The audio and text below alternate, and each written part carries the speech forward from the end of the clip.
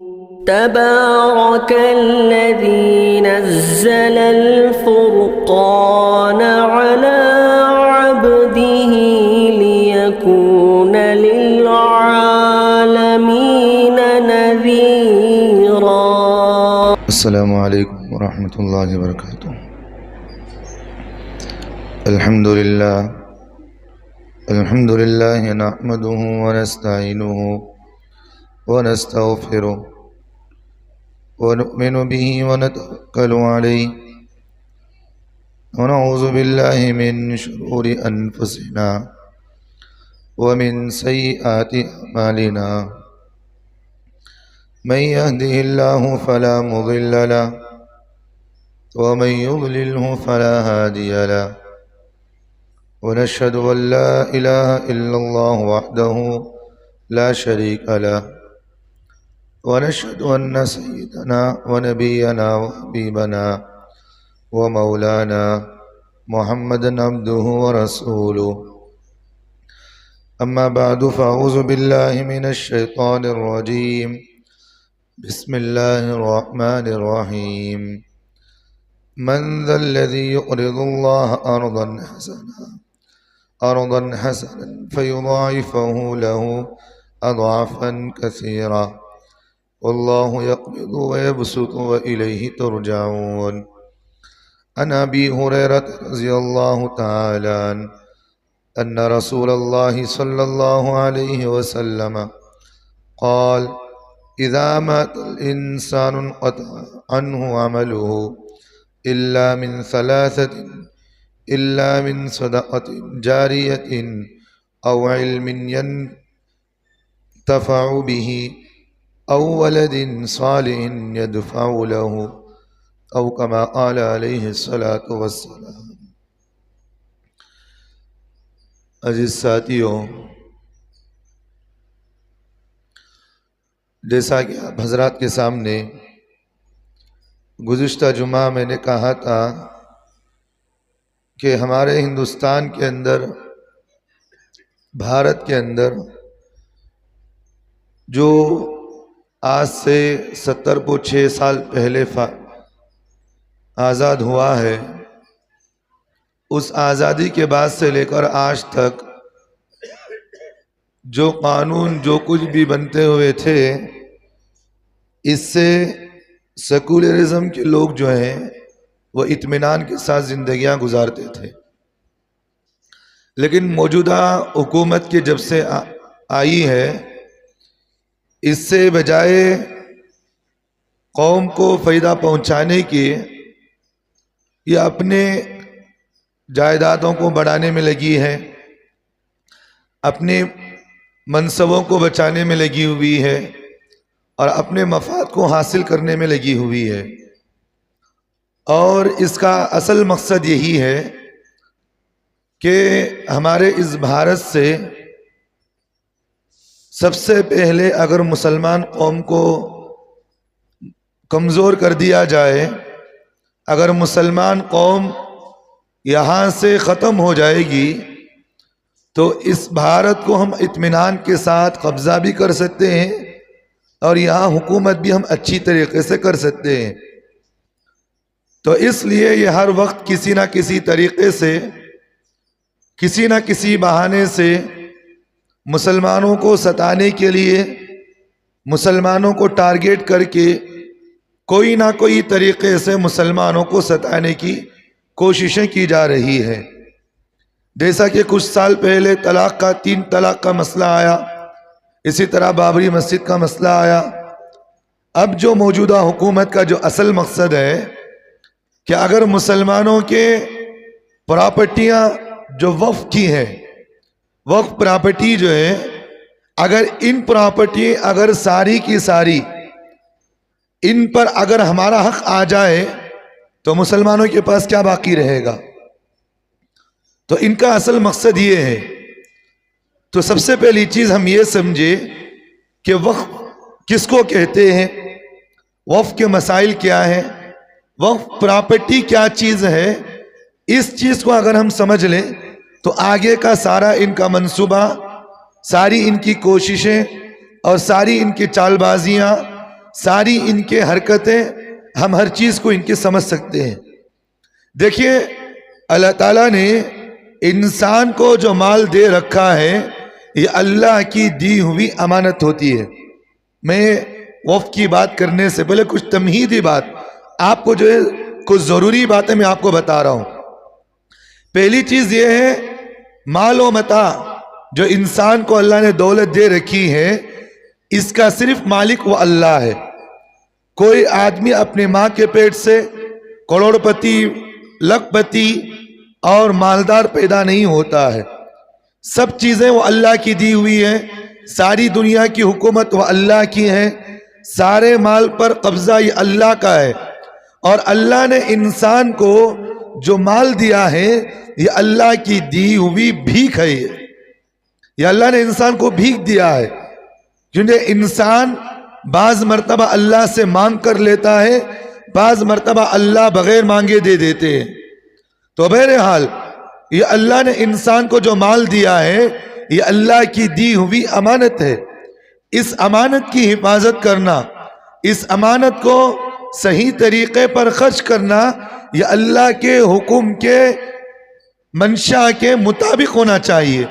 اللہ کے حکم کے منشا کے مطابق اگر ہم اپنے مال کو صحیح طریقے پر، صحیح ڈھنگ پر، صحیح نہج پر اگر خرچ نہ کریں گے تو اللہ کے حکم کو توڑنے والا بنے گا۔ تو لہٰذا اللہ نے انسان کو مال خرچ کرنے کے لیے جو کچھ نظام بنایا ہے، زکوٰۃ ادا کرنا، یہ اللہ نے مال کا زکوٰۃ ادا کا حکم دیا ہے۔ بات سمجھ میں آ رہی؟ اللہ نے انسان کو مال دیا تو اس کی زکوٰۃ نکالی جائے گی۔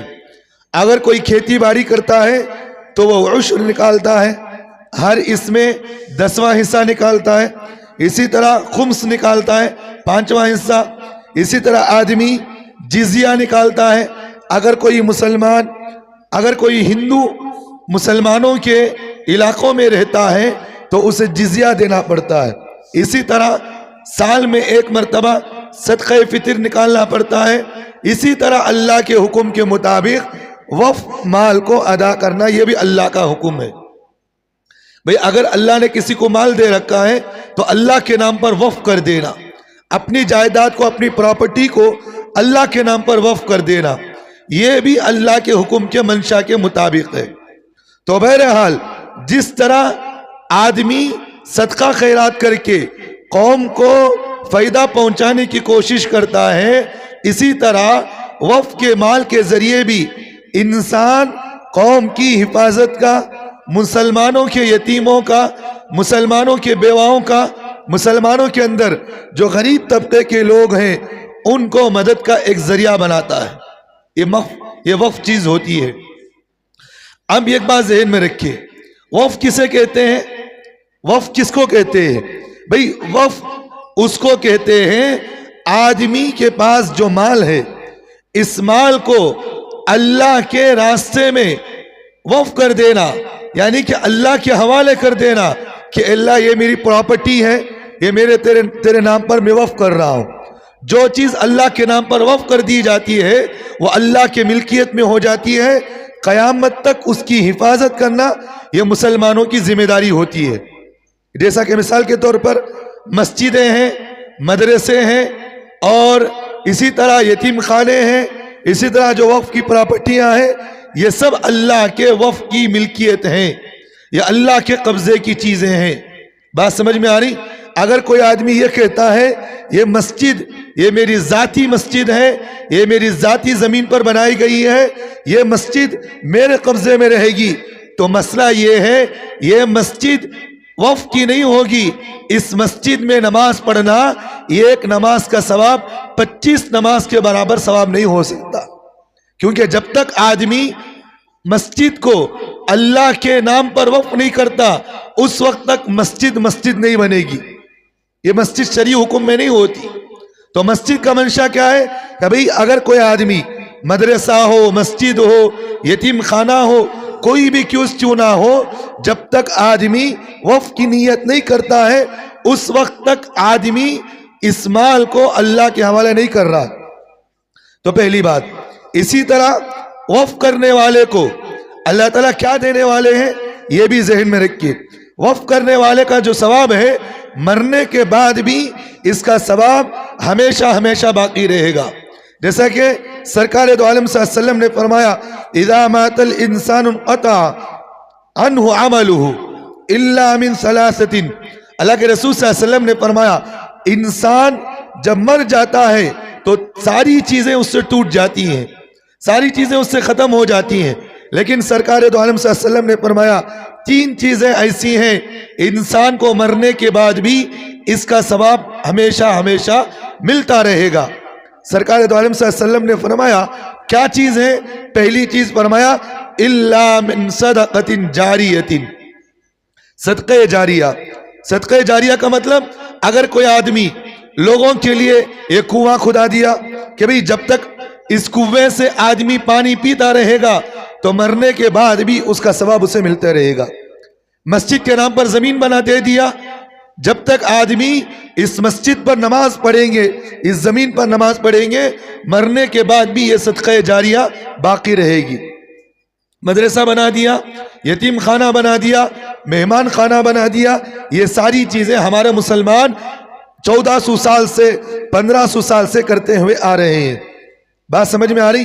اسی طرح اللہ کے رسول نے فرمایا او علم ينفع به, اللہ کے رسول نے فرمایا الا من صدقۃ جاریۃ او علم ينفع به, اور وہ علم جس علم کے ذریعے سے لوگوں کو فائدہ پہنچتا ہو اس کے مرنے کے بعد بھی اس کا علم اس کے علم سے لوگوں کو فائدہ اٹھانے کی وجہ سے اس کا ثواب ملتا رہے گا. جیسے مثال کے طور پر اگر کوئی آدمی کسی کو حافظ عالم بنا دیا, کسی بچے کو عالم دین بنا دیا, حافظ قرآن بنا دیا, اگر وہ مر بھی گیا یہ جب تک قرآن پڑھتا رہے گا, یہ اپنے بعد جتنے حفاظ بنائے گا, جتنے بچوں کو عالم دین بنائے گا, تو جتنے لوگوں کو بناتے رہے گا تو مرنے کے بعد بھی اس کا ثواب جتنے لوگوں پر محنت ہو رہی ہے تو اللہ تعالیٰ اس کو بھی اس کا ثواب جو ہے اس کے قبر میں پہنچاتے رہیں گے. اسی طرح فرمایا او ولد صالح یدعو له, اللہ کے رسول صلی اللہ علیہ وسلم نے فرمایا نیک صالح اولاد, نیک صالح اولاد جب اس کی اولاد نیکی کا کام کرتی ہے تو اس کے ماں باپ کو بھی مرنے کے بعد اس کا ثواب ملتا رہے گا. اگر اس کی اولاد حرامی قسم کی ہوگی اور اس کی اولاد غلیظ قسم کی ہوگی, گناہوں کے اندر ملوث ہوگی, تو اس کے ماں باپ کو مرنے کے بعد بھی قبر میں جتنا یہ گناہ کرے گا اس کو اتنا گناہ کا عذاب ملتا رہے گا. بات سمجھ میں آ رہی؟ تو اس لیے میرے بھائیوں اپنی اولاد کو نیک بناؤ, اپنی اولاد کو نیک بنانا یہ ہمارا فرض ضروری ہے. اگر ہماری اولاد ہمارے سامنے برا کام کرتے رہے گی اور ماں باپ خاموش رہیں گے تو اس کا وبال ماں باپ کو بھی ملے گا. مرنے کے بعد جتنا یہ گناہ کرے گا اس کا گناہ اس کے ماں باپ پر بھی قبر میں ہوتا رہے گا. تو بہرحال سرکار دو عالم صلی اللہ علیہ وسلم نے فرمایا وقف کرنے والے کو اس کے مرنے کے بعد اس کا ثواب ہمیشہ ہمیشہ باقی رہے گا. اور اسی طرح اس سے بڑی بات یہ ہے کہ وقف کرنے والا وہ اللہ کو اپنا مال جو ہے وہ اللہ کے سپرد کر رہا ہے, کہ کہہ رہا کہ اللہ یہ مال میں تیرے حوالے کر رہا ہوں. تو اللہ تعالیٰ کہتے ہیں جو آدمی مجھے مال صدقہ کرے, مجھے کوئی مال دیتا ہے تو اس مال کو میں بڑھا کر اس کا ثواب دیتا ہوں. جیسے مثال کے طور پر اگر کوئی آدمی مسجد بنا دیا تو اللہ تعالیٰ کہتے ہیں اس کے بنانے کی وجہ سے جو ثواب اس نے مجھے, جو ملکیت اس نے مجھے زمین دی ہے تو اس کا اجر میں بڑھا کر دیتا ہوں, اس کا ثواب میں بڑھا کر دیتا ہوں. بات سمجھ میں آ رہی؟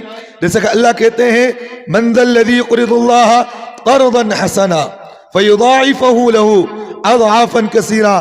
اللہ تعالیٰ کہتے ہیں بہترین صدقہ کون سا ہے جانتے ہو؟ بہترین صدقہ وہ ہے جو مجھے دیا جاتا ہو, جو مجھے دیا جائے. بھئی اللہ صدقہ لیتے ہیں کیا؟ بھئی اللہ صدقے کے محتاج ہیں؟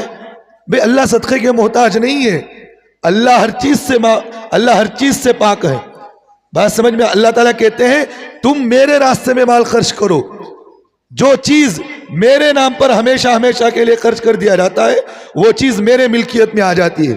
اللہ تعالیٰ کہتے ہیں فَيُضَاعِفُهُ لَهُ أَضْعَافًا كَثِيرًا، اس مال کو میں بڑھا کر رکھتا ہوں، اس مال کو میں اتنا بڑھاؤں گا کہ آدمی اس ثواب کو دیکھتے ہوئے دھنگ رہ جائے گا، اتنا بڑھا کر میں دیتا ہوں۔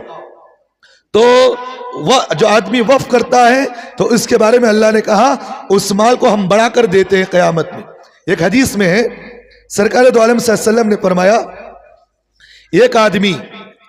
ایک آدمی دنیا میں کھجور کی جو گٹلی ہوتی ہے، بیج ہوتی ہے، وہ اللہ کے لیے اللہ کے نام پر صدقہ کر دیتا ہے، اور جو چیز اللہ کے نام پر صدقہ کرتا ہے تو اس صدقے کو اللہ اپنے پاس رکھ لیتے ہیں۔ بات سمجھ میں آ رہی؟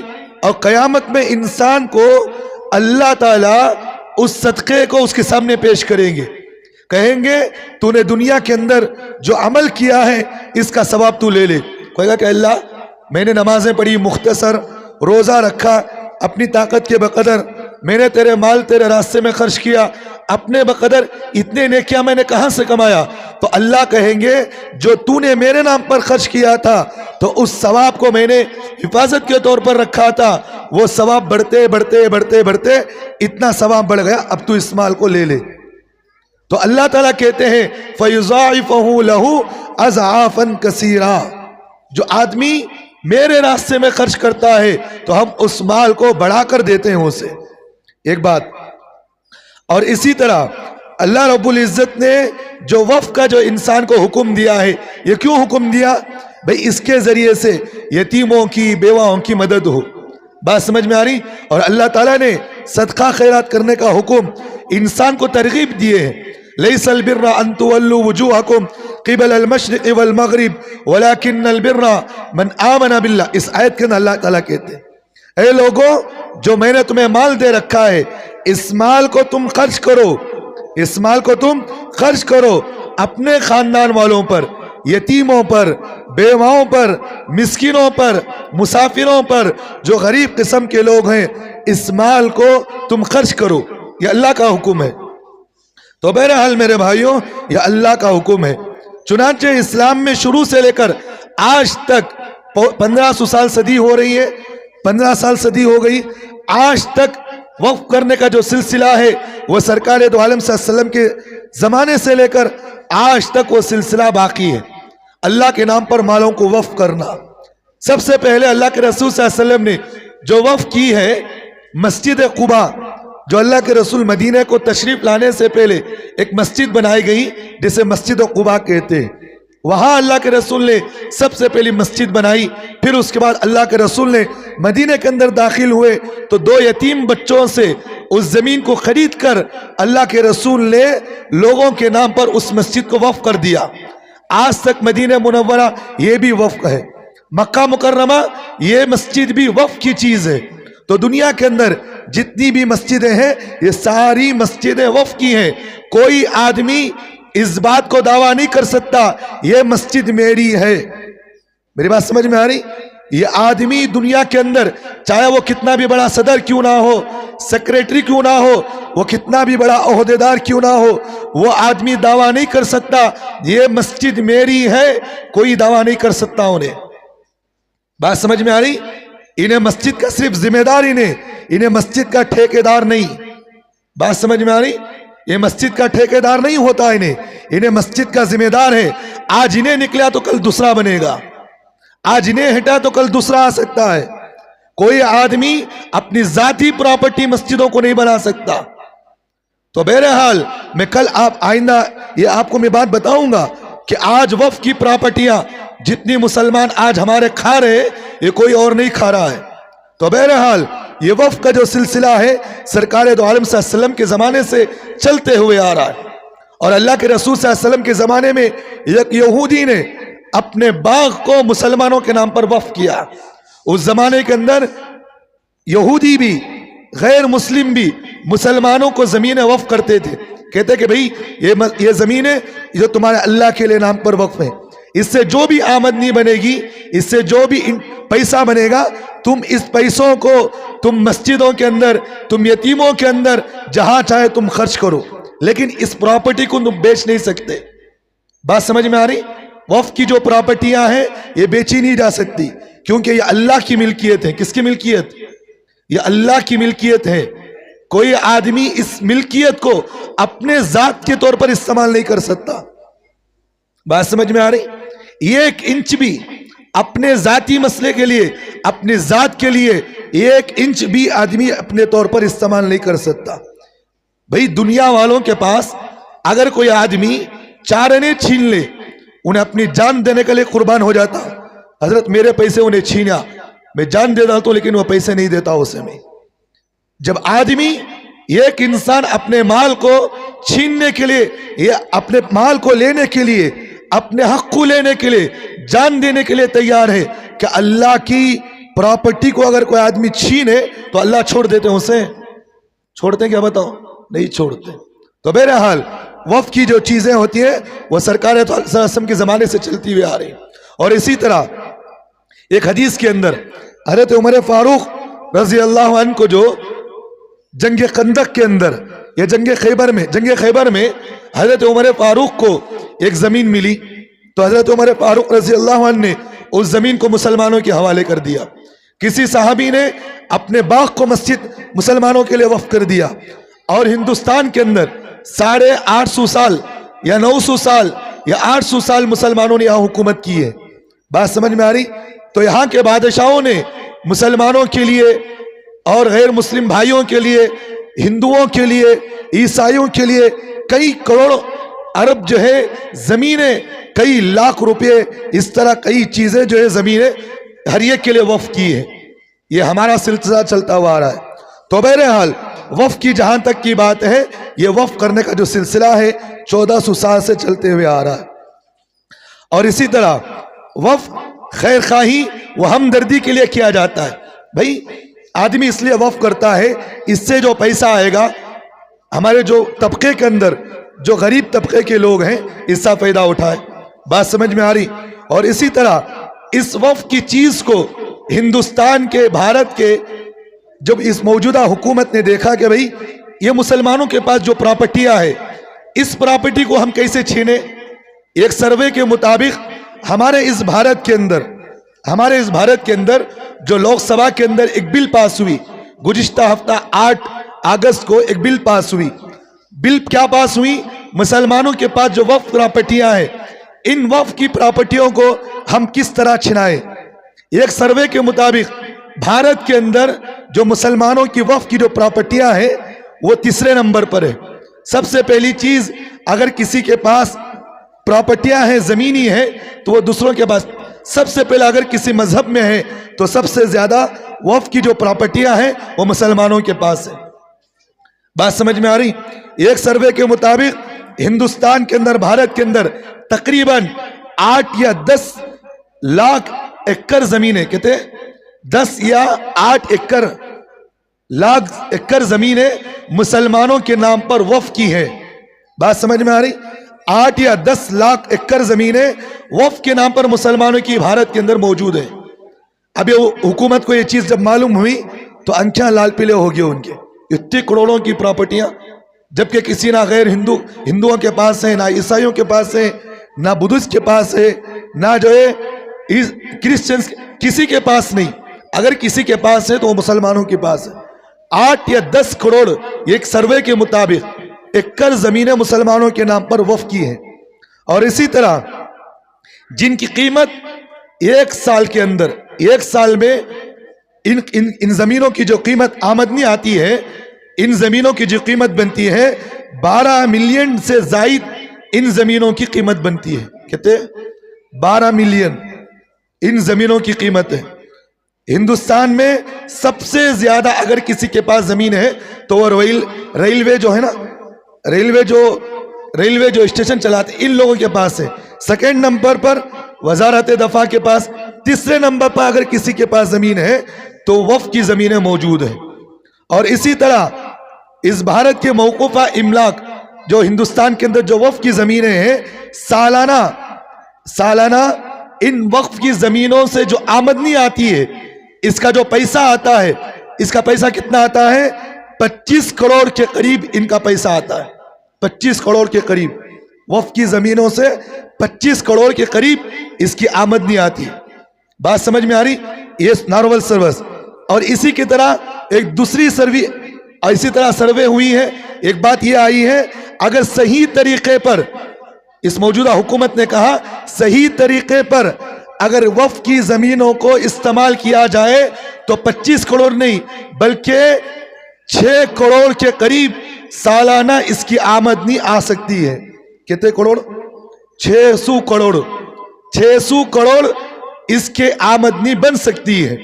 जब इतने करोड़ की आमदनी बन सकती है तो अब इन हुकूमत वालों की आंखें लाल पीली हो गई।